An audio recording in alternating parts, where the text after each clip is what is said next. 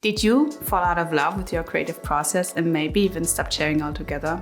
Are you not sure if you should publish something because you are in doubt if this is your best work? I have 5 amazing tips for you from this book that will solve this issue. The first important idea is the idea that we can let go of the notion that we have to be a genius and instead become part of a scenius. A scenius is a group of people who influence each other with their creativity. We have this beautiful example here of Ludwig van Beethoven, the famous composer, who actually more so than being a lone creator in some attic of some mansion, he was part of a big group of people who influenced each other.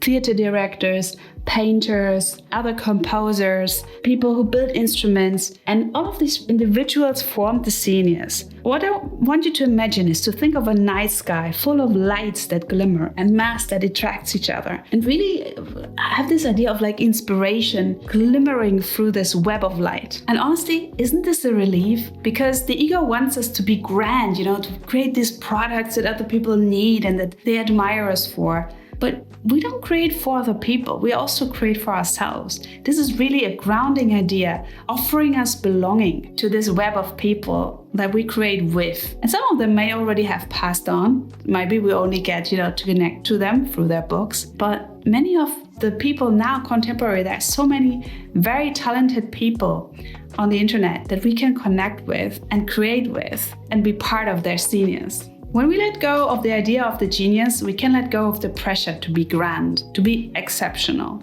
Being exceptional is honestly part of the beholder, of the person that's looking at something, that imbues it with meaning. And that also demystifies the idea of the genius, where probably in order to sell something as, maybe it was, exceptional work, but the idea to overgrandize it, if we let go of that, we can just work. And we can also accept that not everything we create is perfect or admirable. And a lot of the people that we now consider to be really mature artists have just learned to select certain work and maybe share just that. And in a way, there are other creations that they judged as not, good enough or genius level, never got to see the light, even if somebody might have enjoyed it, maybe even more than the thing that the artists themselves dedicated as good enough to be shared.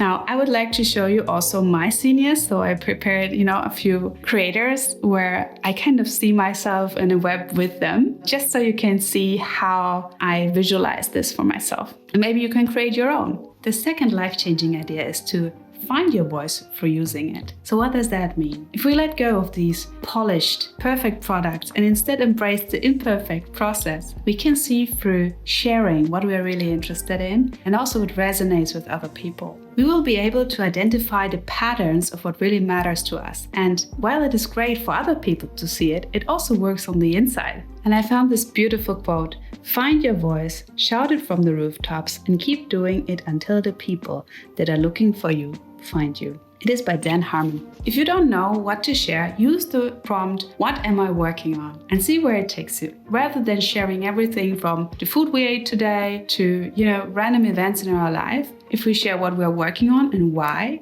it is our vision, why it captures our interest, what we find fascinating about it, that is how other people will find us who are also interested in similar things. Share selectively. Share elements of what you do while you create the bigger thing in the background. Make also sure to revisit your ideas regularly so you can build upon them. I, for example, have an ideaverse in an app called Trello that I can access offline through my phone, through my computer, and it allows me to kind of condense things that really matter to me and also evolve them in the app. So I can write notes, I can upload photographs of my notes, for example, or drawings. I can attach links, and that's how I can build upon stuff in the background while also sharing elements of it. I built my ideaverse upon a method called Zettelkasten that has been invented by a German author named Niklas Luhmann in the 1950s, and he published 70 books and 400 essays in a time where there were no digital tools, And he had a very complex system of index cards that he connected in between each other, and where he was able to then evolve his ideas with the help of these index cards that were interconnected. And there were about 90,000 of those index cards. So he was able to create his own, essentially, universe, or as I call it, ideaverse, and continuously draw from that. to find his own voice. And he could share elements of it while also creating his 70 books and 400 essays, which were on a scholarly level from this method. For me, it also has like a visual element to it. I have like very evolved Pinterest board. I have like, this is a bit embarrassing, like 2,500 items pinned on Etsy of other artists. I go into these boxes and that allows me to kind of draw from all of these complex ideas and evolve them with my own ideas together into something else. And that's also part of my scenius. Life-changing lesson number 3. The work does not speak for itself. This is illustrated beautifully by Austin Kleon with this image. A triangle can mean a lot of things. It can be a mountain, it can be a shark fin, it can be, whatever meaning we imbue with it. And it's the same with our artwork. We need to understand how to tell a story about our artwork so that the meaning illustrates the value. Imagine 2 exactly same pieces of art. It can be, for example, an original musical piece and a copy. It can be a painting and a copy. It can be a poem by somebody that has been handwritten and a copy by that. What is the one that we assign more value to? If we have the exact same ones and we know one is the original and one is a copy, and we also know that there is a backstory to it. So for example, the painting of the Mona Lisa has fascinated people through centuries. It is one of the most revered paintings of the world, but is a copy really worse? How is the relationship between these two things? If it is limited to the one original will always be more valuable. And why is that? Because it has been painted by one person and there's a story about that one person, how it was made, when it was made, what were the circumstances, and so on. So we need to be able to tell stories about our art. And Austin has shared different story structures that allow us to understand what the stories could sound like and what structure they could have.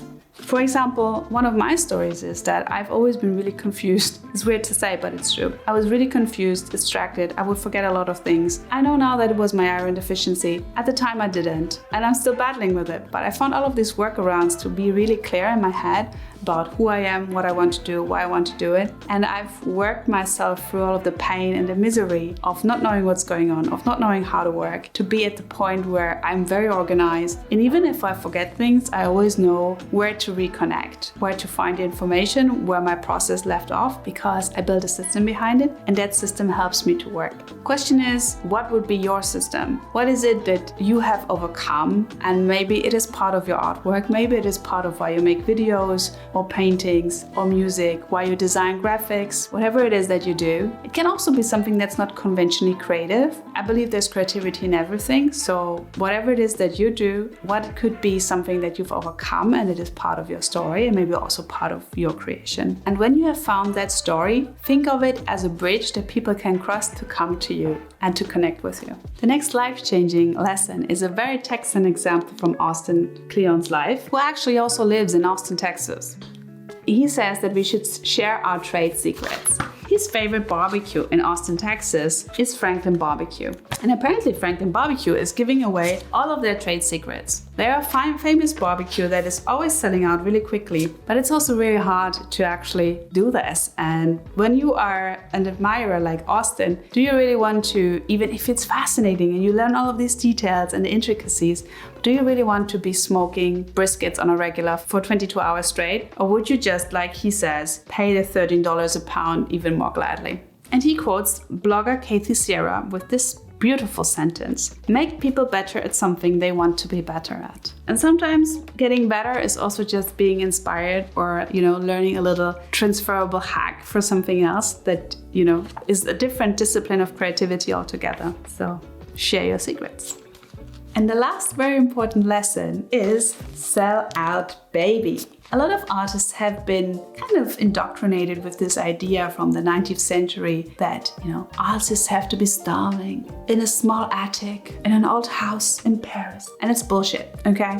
We live like everybody else. This is a job. You deserve to get paid. We need to get this idea out of our head that artists need to be poor, that they need to suffer. Like, what would we even be creating from? What would be the fabric of our creation? I just wholeheartedly disagree with this one. So sell out. And if people say, you have become so commercial. Ignore it. Ignore these people. You deserve to live well. You deserve to get paid. I'm very passionate about this one. Singer Amanda Palmer gave her music freely and for years. And when it came time to ask her audience to support her next recording album, they gave her a 10x of what she asked for, $1 million. There is a little 5.2, which is keep an email list. Why? Because if you gave freely for a long time and you have collected the contacts of people who love your art or who love what you're sharing, who want to hear from you, maybe they would also be interested in buying whatever it is that you have created as a finished product, as a template, as a music piece, whatever it is that you're creating. So on that topic, if you like what I do, please subscribe to my email list, link down below.